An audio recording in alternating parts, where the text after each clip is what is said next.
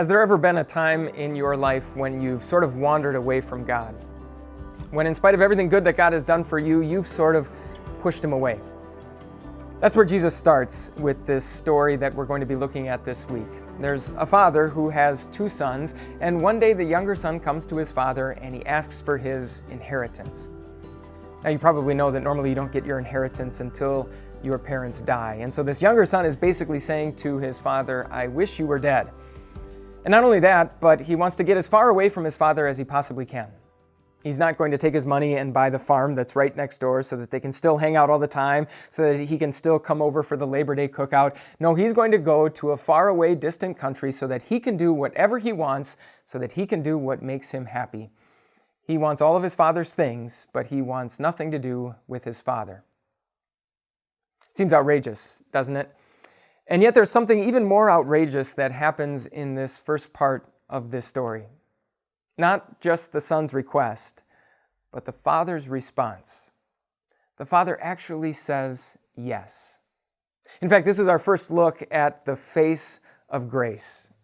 It's a father whose blessings are not in any way contingent on his children's behavior, and so it's a father whose blessings are not withheld even when his children want nothing to do with him.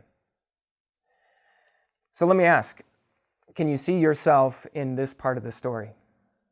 It's no secret that there are still lots of people who are perfectly happy living off of the blessings of God without really wanting anything to do with God, not stopping to think that the two of them might be related.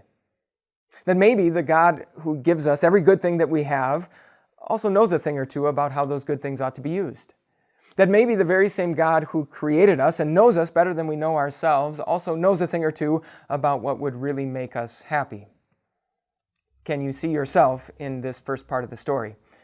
If so, that's a serious problem. That's a sin that needs to be addressed, and Jesus is going to address that sin as the story goes on. But for now, pay close attention to that father's response. See, we might be tempted to think that at any given moment, if we wander away from God, if we take a single step away from Him, that He's just instantly going to cut us off and He's going to leave us there to suffer and die. Not so. Even when people want all of the Father's things but want nothing to do with the Father, we have a Father who still says yes.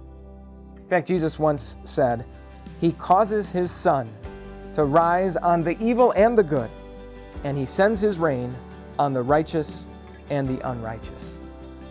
Aside from this keeping us alive and allowing us to continue to survive, it also does something even more important. It gives us a little bit of a glimpse of what our Father is really like. If we have a Father who treats us like this, even when we wander, we already have a pretty good idea of how He's going to respond if and when we see the need to come back. It seems completely outrageous, and yet when we see our Father act this way, we are looking into the face of grace.